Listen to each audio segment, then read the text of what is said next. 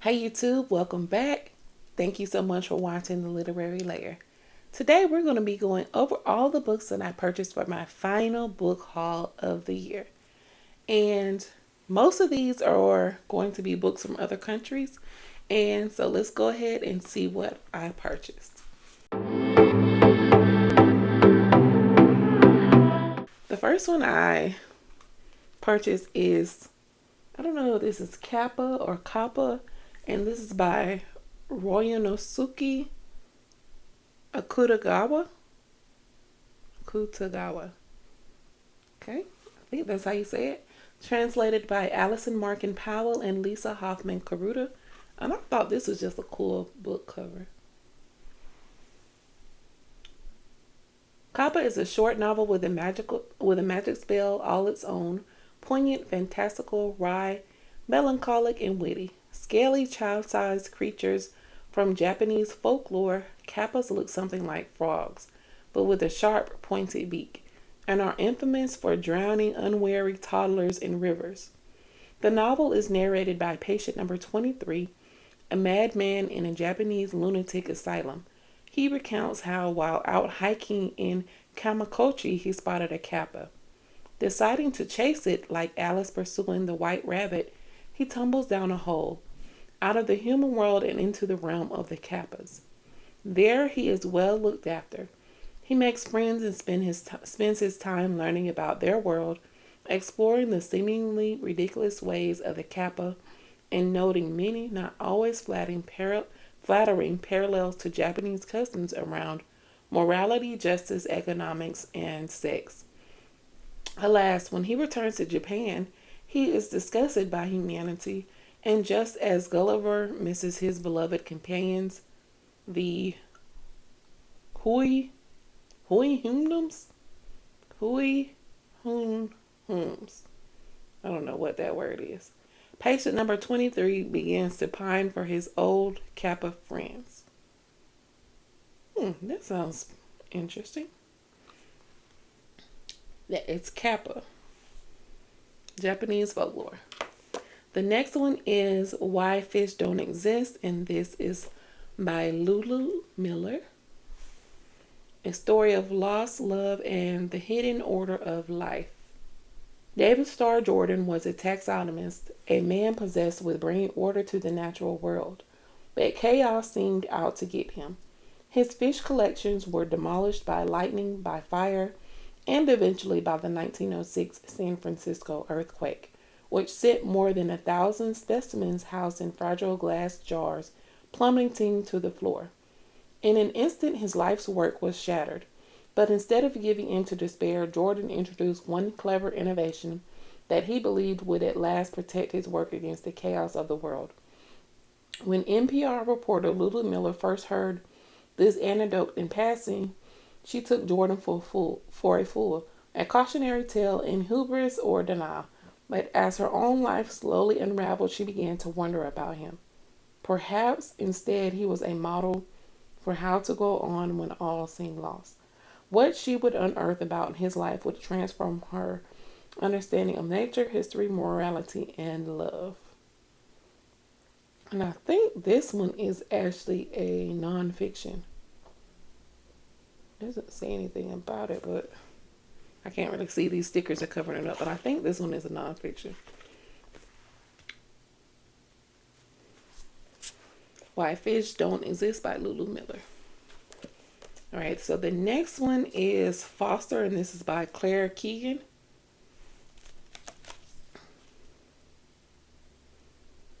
This one is based in Ireland.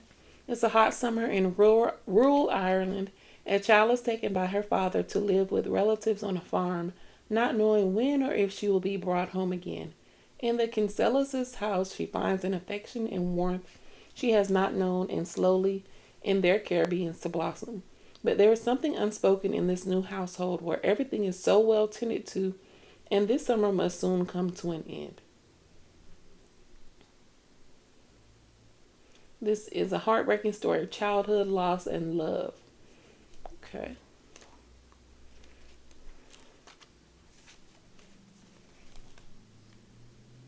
Okay, so the author was raised on a farm in Ireland. That's Foster by Claire Keegan. The next one is Before the Coffee Gets Cold, and I've heard so much about this one that I finally had to give it a try. And this is by Toshikazu Kawaguchi. Let's see. If you could go back, who would you want to meet? In a small back alley of Tokyo, there is a cafe that has been serving carefully brewed coffee for more than 100 years. Local legend says that this shop offers something else besides coffee, the chance to travel back in time. Over the course of one summer, 4 customers visit the cafe in the hopes of making that journey. But time travel isn't so simple, and there are rules that must be followed. Most important, the trip can last only as long as it takes for the coffee to get cold. Now, I'm really ready to read this one. And this really has to be good because of how many people that said it was. I mean, I saw it everywhere. And I think that it'd be interesting to just go back and see what people would change if they could travel back in time. So again, this is Before the Coffee Gets Cold, and this one is another Japanese novel. The next one is, I believe, an Indian novel, The Palace of Illusions by Chitra Banerjee.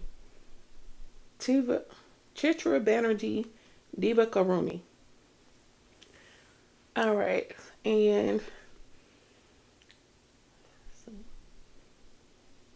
says, taking us back to a time that is half history, half myth, and wholly magical, the Palace of Illusions gives new voice to Panchali, the firstborn heroine of the Mahabharata, as Divakaruni weaves a vibrant interpretation of an ancient tale.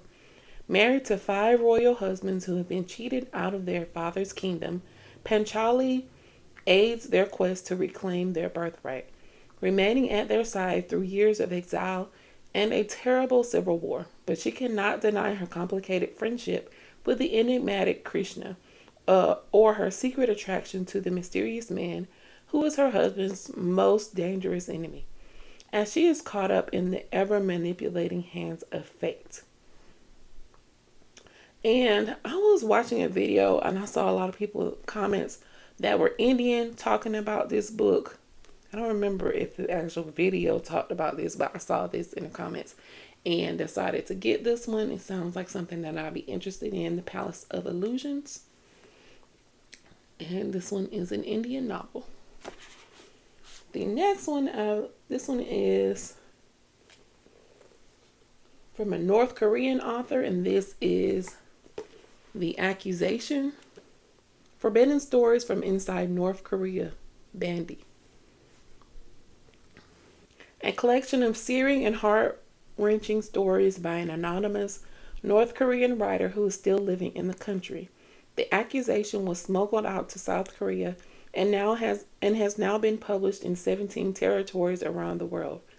Moving from the elite world of Pyongyang to the famine-torn countryside, and following characters as diverse as communist war heroes, prisoners undergoing re-education, newspaper journalists, mothers with misbehaving children, and sons trying to visit their sick parents.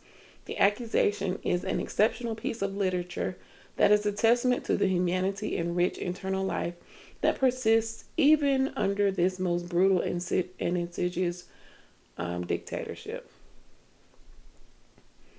And this is, again, Bandi, and this is from an unknown North Korean author.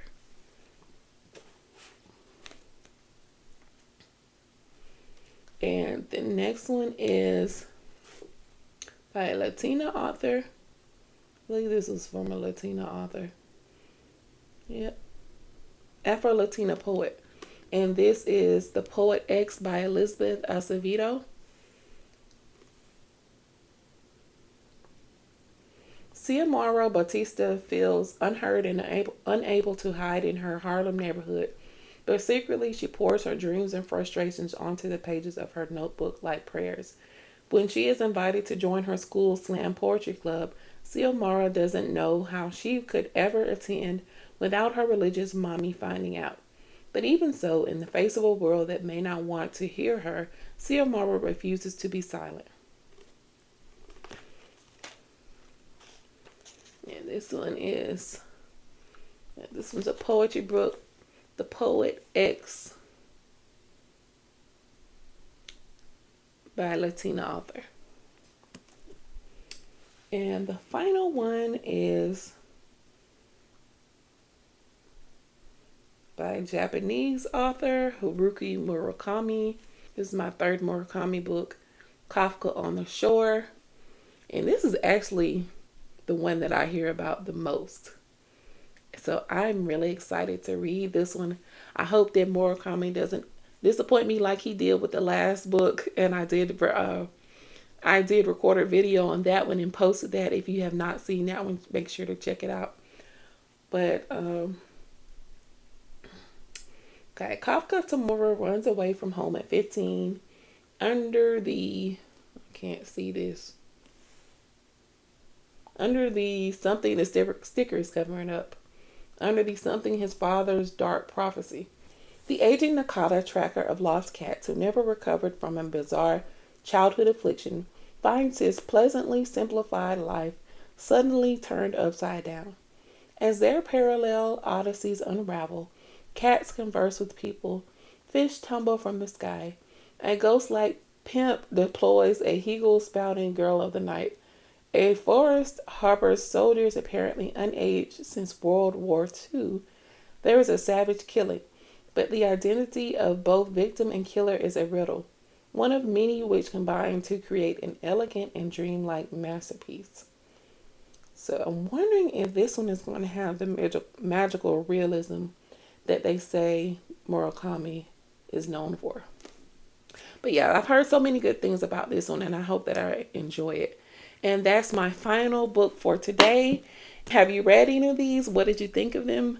Do you want to read any of these? Do you have any plans for the future to read them? If so, let me know down in the comments. Thank you so much for watching. Don't forget to like, share, comment, and subscribe.